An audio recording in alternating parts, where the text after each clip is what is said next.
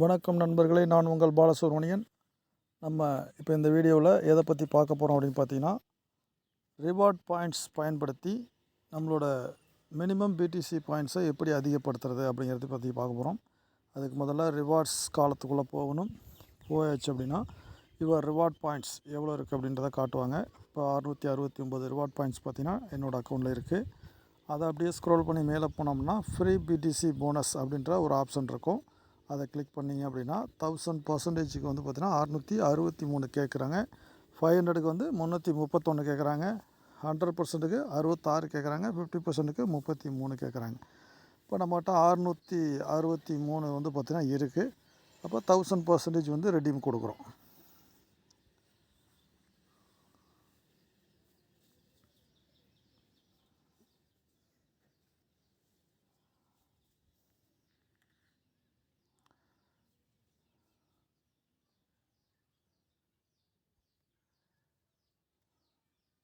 You do not have the record number of points.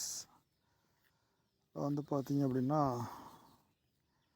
ஏதோ error காட்டுது. திரும்ப போவோம்.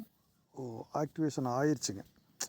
2 டைம் கிளிக் பண்ணிட்ட மாட்டுக்கு, அதனால் அங்கே வந்து மிஸ்டேக் காட்டுது. இப்போ activation bonus 1000% free BTC bonus பார்த்தீங்கன்னா 24 மணி நேரம் நடைமுறையில் இருக்குன்னு போட்டாங்க.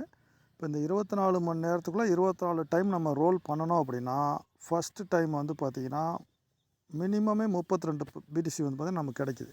இப்போது ஒரு 10 முறை அடிச்சிங்கன்னா 320 பாயிண்ட்டு, 20 முறை அடிச்சிங்கன்னா 640 பாயிண்ட் வந்து பார்த்திங்கன்னா மினிமம் நமக்கு வந்து கிடச்சிரும். ஓகேங்களா? இதை ஏன் நான் இந்தளவுக்கு சொல்கிறேன் அப்படின்னா, இப்போ இந்த மாதிரி ரிவார்ட் பாயிண்ட்ஸை பண்ணக்கூடிய, இப்போ நான் ப்ரீமியம் மெம்பராக இருக்கவங்க தான் 1000% வந்து எடுக்க முடியுது. நார்மலாக ஃப்ரீ மெம்பர்ஷிப் இருக்கவங்களால் வந்து பார்த்திங்கன்னா இவ்வளோ ஹையஸ்ட் வேல்யூ வந்து எடுக்க முடியாது. இப்போ ப்ரீமியம் மெம்பருக்கு என்ன பண்ணணும் அப்படின்னா, உங்கள்கிட்ட குறைஞ்சபட்சம் நீங்கள் ரோல் பண்ண பிடிசியோட அளவு 20,000 பாயிண்ட்ஸ் இருந்துச்சுன்னா நீங்கள் வந்து ஒரு 2500 ஃபண்ட் டோக்கன் வந்து பை பண்ணணும்.